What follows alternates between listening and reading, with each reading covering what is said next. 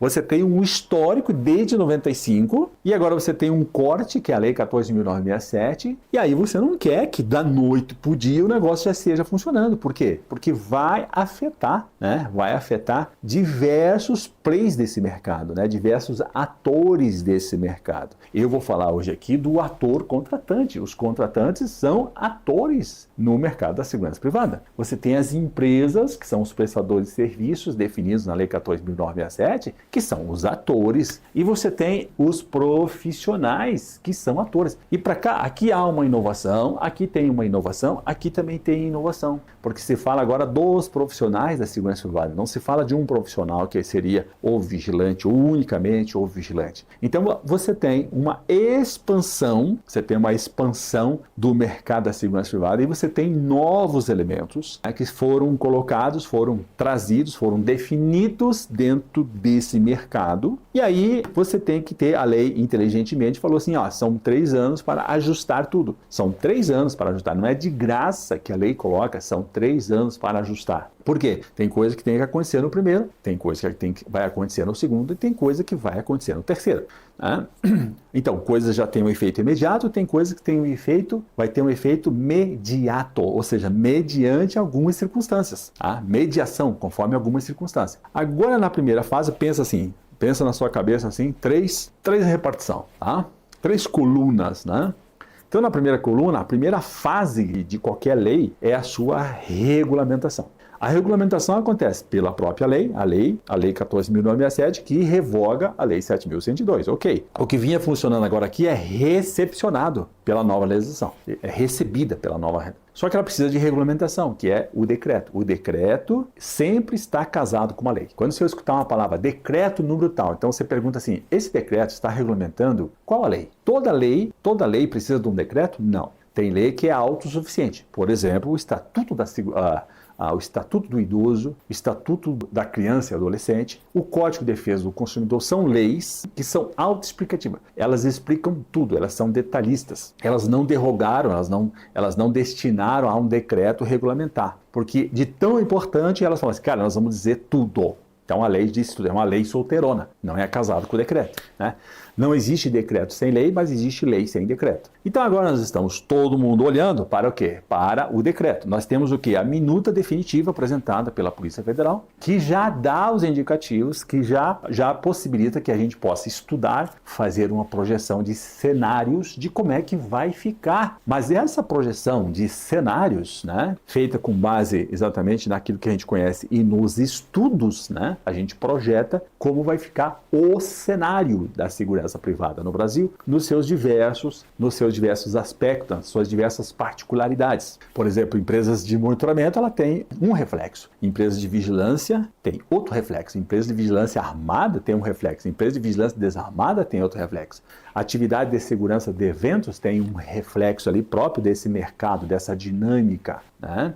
Então o mercado ficou amplo, ele foi expandido, ele não foi só regulamentado e corrigido, né? Ele foi expandido, além de ter novas atividades, que eram 4, passa a ser 10 atividades da vigilância, considerando ainda o monitoramento e o rastreamento de numerários, bens e valores, e considerando a formação, que é uma atividade da segurança privada, né? A formação dos profissionais da segurança privada. Então é muita coisa, e no primeiro momento agora, nós estamos vivendo a lei, agora vai sair o decreto e depois vem a portaria. Quando sair o decreto, com certeza a portaria já vai vir em seguida. E a portaria vai focar muito na formação dos profissionais aqui, ó, na formação dos profissionais. Então vai dar um impacto nas escolas e vai regulamentar os cursos de formação básica do supervisor de monitoramento, do vigilante supervisor, o vigilante já tem, vai ter o curso complementar de gestor, vai ter o curso básico mesmo do supervisor de monitoramento, do monitor e do técnico externo,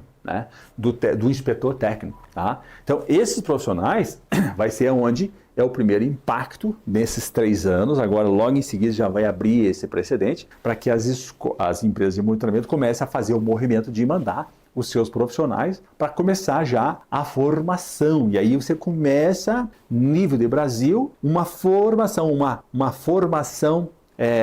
coletiva, você começa a padronizar em nível de Brasil os profissionais da área do monitoramento que não têm formação nenhuma ainda. Então, quando é que vai dar o efeito? Não é que já não está dando efeito, já tem efeito, só que não é um efeito substantivo. A partir disso, aí sim, a partir da lei, começa a implementação. E o órgão fiscalizador responsável pela normatização, responsável pela orientação, responsável para puxar, para dar a dinâmica, para dar a velocidade, é a Polícia Federal. Então a Polícia Federal cumpre um papel importante para fazer acontecer, para fazer a implementação ser realizada nos prazos que estão previstos pela legislação, né? Ela tem que fazer acontecer a definição. Então, muita responsabilidade para cima da Polícia Federal. São dois os desafios da Polícia Federal. Uma questão de estrutura e outra é trabalhar a questão da cultura. A vigilância já tem uma cultura de fiscalização, ela já sabe como é que funciona, ela já tem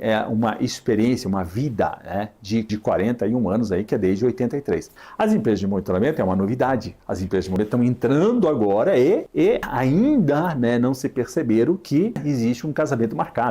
Existe um casamento marcado. As empresas de monitoramento, eu sempre faço uma metáfora que é tipo aquela pessoa, o cara solteirão que noivou e vai casar. Então ele tem que começar agora um processo de ajustamento de sair da vida solteira, da cultura da vida solteira, das práticas da vida solteira, para se orientar para as práticas, a dinâmica, as regras, a cultura de uma pessoa comprometida, né, em vias de casamento, de construir uma família. É diferente. Você que está aqui me ouvindo, você com certeza, se você não passou, já teve alguma experiência, que só o fato do cara namorar já muda alguma coisa. O cara é solteirão, não tem hora para chegar, não tem hora para sair, tá ele no mundo. Quando começa a namorar, começa a noivar, um namoro sério ali que eu estou falando, né? O que acontece? Você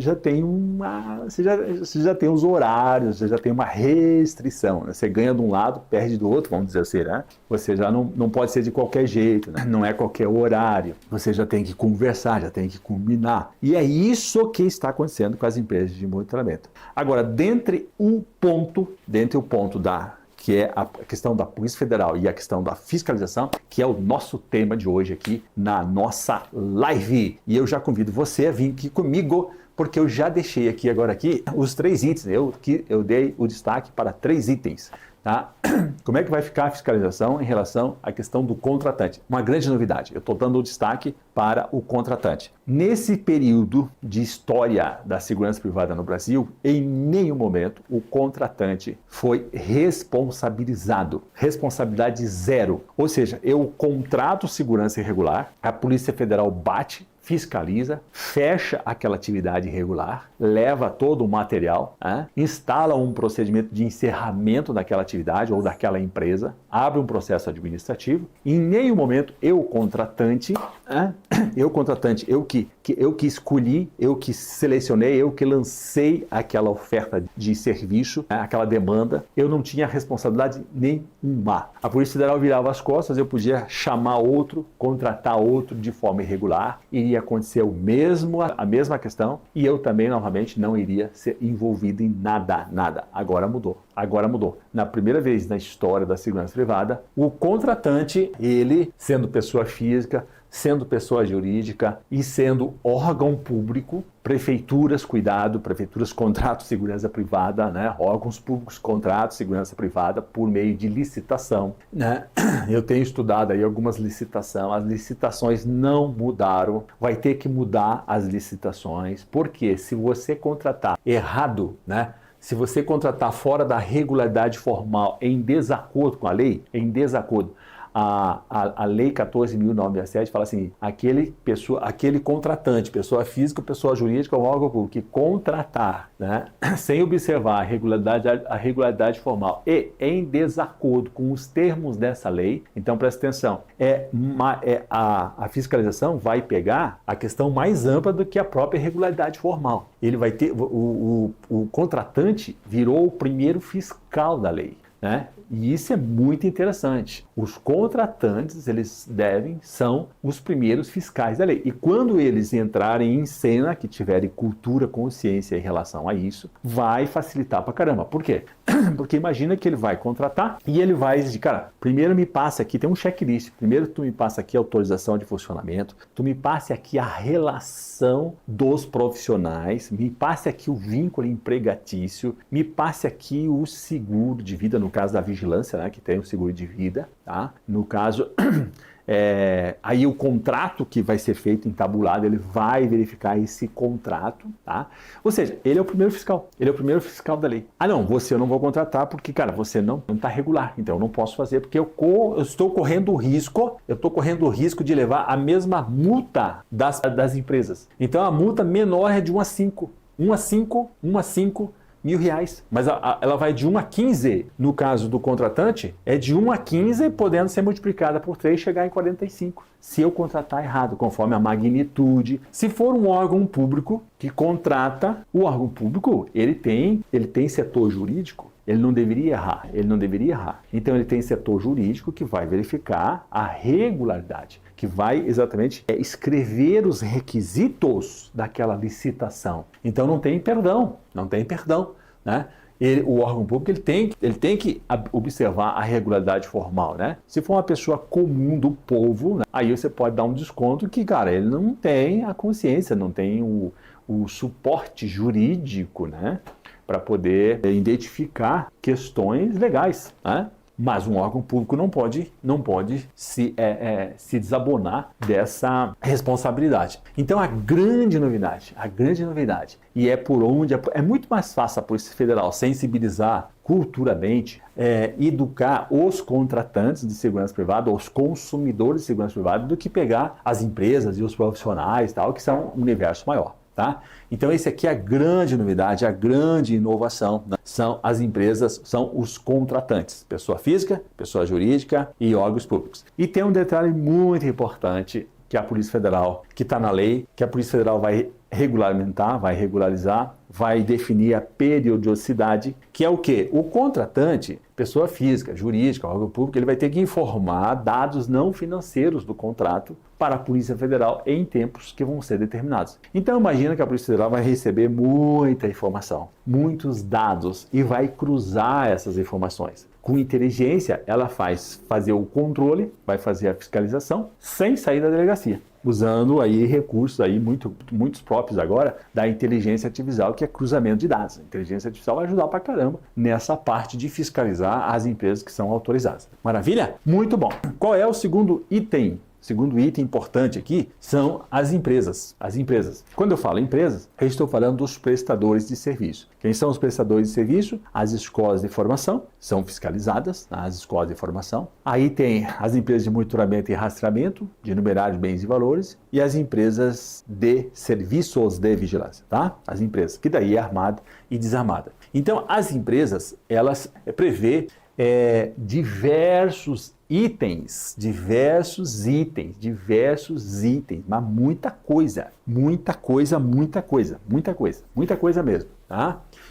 A gente estava estudando aqui e são mais de 33 itens que as empresas vão ter que estar rotineiramente implantando. As empresas vão ter que implantar um sistema de governança. O que é governança? É uma cultura de, na rotina diária, observar aqueles pontos aqueles X pontos, sob pena de, nesse cruzamento de informação, ou numa vistoria, numa fiscalização, ou numa informação que você dê para a Polícia Federal, você esteja em desacordo com aquilo que está previsto na lei. E aí prevê multas de 1 a 5, de 5 a 10 e de 10 a 15, podendo tudo isso ser multiplicado por 3, conforme as agravantes, conforme as circunstâncias. E tem a previsão de termo de compromisso de conduta de correção, porque conforme a reincidência ou conforme a gravidade, abre-se o termo de encerramento de autorização de funcionamento. E aí, para você não ser encerrado, você tem que fazer o termo, vai pagar a multa e vai fazer o termo de compromisso de conduta de correção daquele item, daqueles pontos, tá? Então isso aqui vai funcionar. Isso aqui está muito bem amarrado, muito bem descritivo lá na minuta do decreto, e ainda imagina imagina que vai vir a portaria, a nova portaria. E aqui tudo está jogando para o combate ao serviço clandestino. Ou seja, inclusive é uma das políticas de segurança pública, a prevenção e repressão à clandestinidade. Ou seja, é guerra ao serviço irregular da atividade da segurança privada. Cada vez mais vai se ajustando e vai sim, nesse período de implementação, né, vai se diminuindo os espaços de prestação do serviço de forma irregular. E a multa, nesse caso, é a multa maior, que ela vai de 10 a 30 mil reais, podendo ser triplicada por 3. De 10 a 30, podendo ser triplicada por 3, que é o serviço clandestino. E ele prevê ainda uma das tipificações, que é você contribuir de forma direta ou indireta, ou de qualquer forma, para o serviço clandestino, que também vai estar envolvido nessa multa. Então, todo mundo que contribuir de alguma maneira, de forma direta ou indireta, vai poder ser envolvido, responsabilizado aqui no termo, nessa infração administrativa. Tá? E aí você entra na questão dos profissionais. Você veja bem que eles estão pegando quem contrata, a empresa no qual o serviço tem que ser realizado por empresa, não existe serviço autônomo. O único serviço autônomo aqui é o do gestor de segurança privada. E nos profissionais você vai ter o gestor de segurança privada, que é de nível superior, é o único que vai prestar o serviço de forma autônoma, é o único que tem uma distinção. Aí você tem o vigilante supervisor, você tem o vigilante, isso nas empresas de vigilância, e você tem nas empresas de monitoramento e rastreamento, você tem o supervisor de monitoramento, o monitor, e o técnico, o inspetor técnico, tá?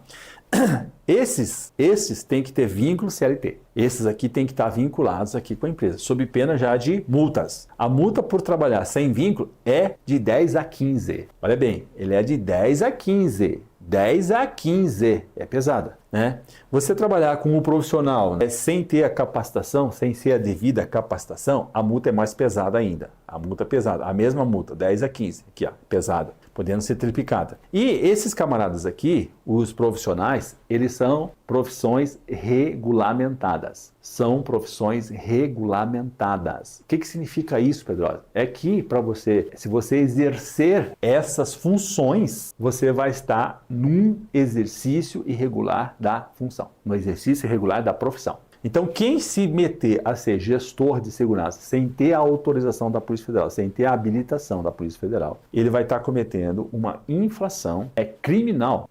Porque e sem ainda se livrar de multa. É passível de ser aplicado multa. Mas é preciso entender que as profissões agora, elas são regulamentadas. Não importa o nome que se dê, importa que essas atividades não podem ser exercidas por outras denominações, por outros profissionais, não importa as denominações, tá? Sob qualquer artifício, não pode, né? E isso vai ser uma coisa pegada na fiscalização, né? Vai ser uma coisa pegada. Isso é muito bom, porque daí o que acontece? Você valoriza o profissional. Tudo na lei está programado para seguir a sua política. No caso disso que eu estou falando aqui, eu estou falando da valorização e incentivo de aprimoramento técnico dos profissionais da segurança privada. Isso é uma política. É uma política de valorização. E como é que eu valorizo? Eu controlo. É uma atividade controlada. É uma profissão regulamentada, né? Para você exercer aquela função, você tem que preencher determinados requisitos. E estímulo ao crescimento das empresas que atuam no setor. Então, as empresas vão ser fiscalizadas, mas ao mesmo tempo é um estímulo para o crescimento, né? É um estímulo de crescimento, de valorização, de proteção da atividade. Por isso que eu digo que muitas empresas vão sair e muitas empresas vão entrar, porque no mercado regular eu tenho segurança jurídica. Segurança jurídica é um dos requisitos necessários, essenciais, para que uma atividade se desenvolva, para que haja dinheiro, haja investimento, né? O investidor precisa entrar no mercado que tem previsibilidade, que não existe uma concorrência depreciativa, aviltante, que há uma regra a ser, e isso possibilita que entrantes potenciais vão entrar no mercado da segurança privada, com certeza. Tanto novos profissionais quanto novas empresas né?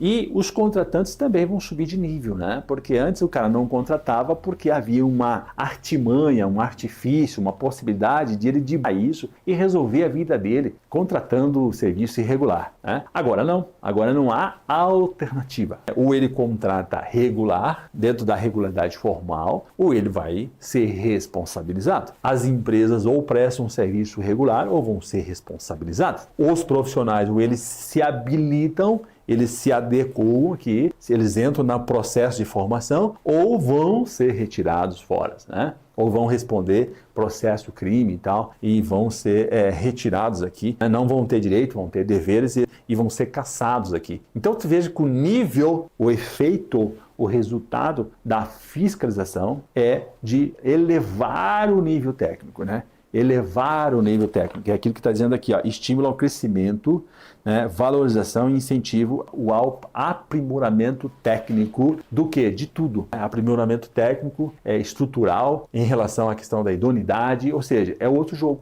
É um jogo de primeira divisão. Legal?